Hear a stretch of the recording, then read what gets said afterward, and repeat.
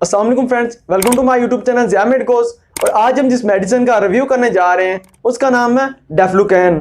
डेफ्लुकैन infusion, suspension और capsule की form में 50 mg, 150 mg और 200 mg की पोटेंसी में अवेलेबल है। ये फाइजर लेबॉरेटरीज की एक प्रोडक्ट है। अगर इसके एक्टिव इंग्रेडिएंट की बात की जाए तो वो है फ्लूकोनाजोल।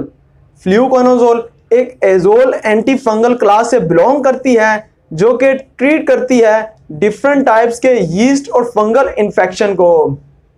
अगर इसके केमिकल स्ट्रक्चर को डिस्कस करें तो फ्लूकोनाजोल का स्ट्रक्चर कुछ यूं है और इसका जो मेन प्रिंसिपल फंक्शनल ग्रुप है वो OH ग्रुप है और हम अल्काइल चेन की नंबरिंग भी यहीं से स्टार्ट करेंगे। तो ये 1, 2 और 3 और इसका नेम प्रोपेन 2-ओल है। सिमिलरली सेकंड पोजीशन पे एक फिनाइल रिंग है जिसके साथ फ्लोरीन एटम भी अटैच है। तो ये 2,2,4 डाइफ्लोरोफिनाइल और इसके साथ ही 1 और 3 पे सेम ग्रुप प्रेजेंट है। तो ये 1,3-bis 1,2,4 ट्राइazole 1-यल है और 1 और 3 पे जो रिंग अटैच है वो ट्रिपल नाइट्रोजन कंटेनिंग है और इस रिंग को ट्राइazole रिंग कहते हैं। अब इसके मोड ऑफ एक्शन को डिस्कस करते हैं कि ये ड्रग किस तरह अपने एक्शन को परफॉर्म करती है। तो अब मेमेलियन और फंगल सेल की जो सेल मेम्ब्रेन होती है वो लिपिड से मिलकर बनती है और हम जानते हैं कि जो मेमेलियन सेल की सेल मेम्ब्रेन होती है उसमें जो लिपिड यूज होता है वो कोलेस्ट्रॉल होता है, जबकि फंगल सेल मेम्ब्रेन में ये लिपिड एर्गोस्टिरोल होता है और ये दोनों एर्गोस्टिरोल और कोलेस्ट्रॉल एक कॉमन प्रीकर्सर लेनोस्टिरोल से ड्राइव है। यही लेनोस्टिरोल थ्रू मल्टीपल पाथवे कोलेस्ट्रॉल और एर्गोस्टिरोल में कन्वर्ट होता है। तो ये ड्रग फ्लूकोनाजोल सेलेक्टिवली इनहिबिट करती है एर्गोस्टिरोल पाथवे को, जिससे लेनोस्टिरोल एर्गोस्टिरोल में कन्वर्ट नहीं होता और एर्गोस्टिरोल की बायोसिंथेसिस नहीं होती, जिससे फंगल ग्रोथ भी नहीं होती और आपका फंगल इन्फेक्शन कंट्रोल होता है। और अमेजिंगली ये ड्रग आपके मेमेलियन सेल मेम्ब्रेन पे बिल्कुल भी इफेक्ट नहीं करती।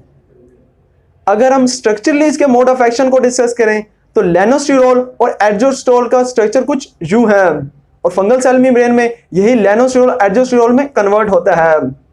अब लेनोस्टिरोल के स्ट्रक्चर के कार्बन 4 पे 2 मिथाइल ग्रुप और 14 पे 1 मिथाइल ग्रुप प्रेजेंट है, जबकि एर्गोस्टिरोल में यही 2 मिथाइल ग्रुप लॉस हो जाते हैं और इनकी जगह नए डबल बॉन्ड बन जाते हैं और 1 मिथाइल ग्रुप भी आ जाता है। तो इसका मतलब यह है कि लेनोस्टिरोल की सबसे पहले अल्काइलेशन होती है जिससे ये वाला मिथाइल ग्रुप आता है, इसके बाद डीमिथाइलेशन होती है जिससे ये 2 मिथाइल ग्रुप रिमूव हो जाते हैं और इनकी जगह नए डबल बॉन्ड बन जाते हैं। और ये डीमिथाइलेशन एक एंजाइम डीमिथाइलेज एंजाइम जिसका नाम लेनोस्टिरोल 14 अल्फा डीमिथाइलेज है उसके थ्रू होती है।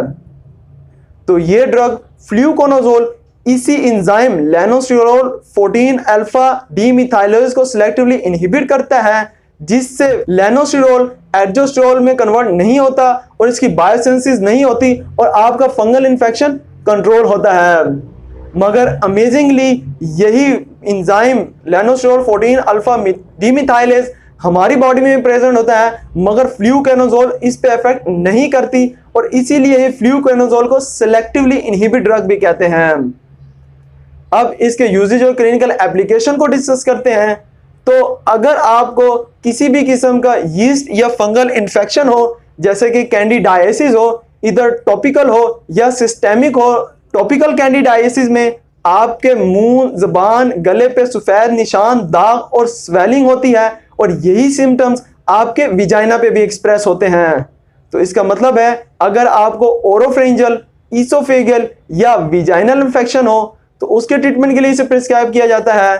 साथ ही अगर आपको सिस्टेमिक कैंडिडाइसिस जो कि आपके गट फ्लोरा पे इन्फेक्शन को काज करता है तो उसके ट्रीटमेंट के लिए इसे प्रिस्क्राइब किया जाता है।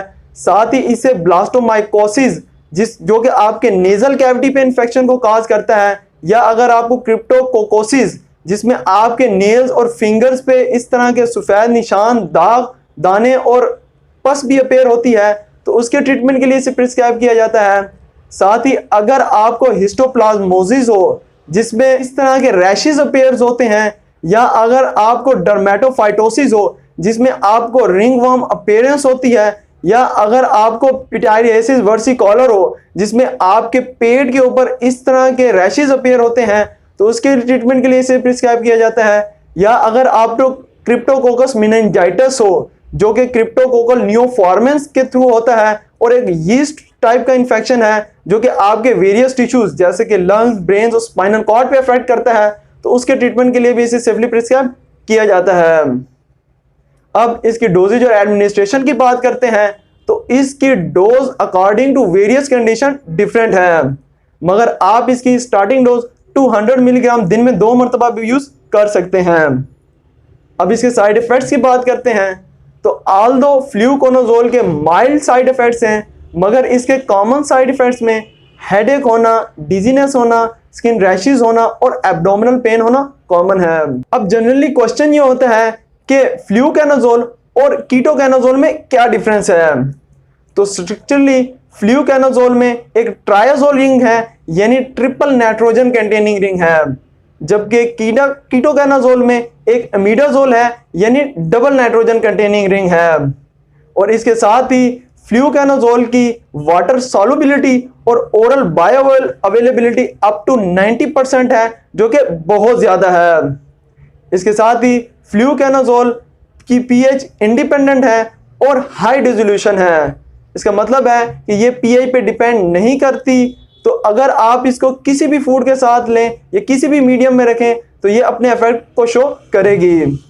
और इसके साथ ही फ्लूकोनाजोल की जो हाफ लाइफ है वो भी बहुत लॉन्ग है, यानी अगर आप लो डोज भी लें तो वो भी लॉन्ग ड्यूरेशन तक अपने इफेक्ट को शो करेगी।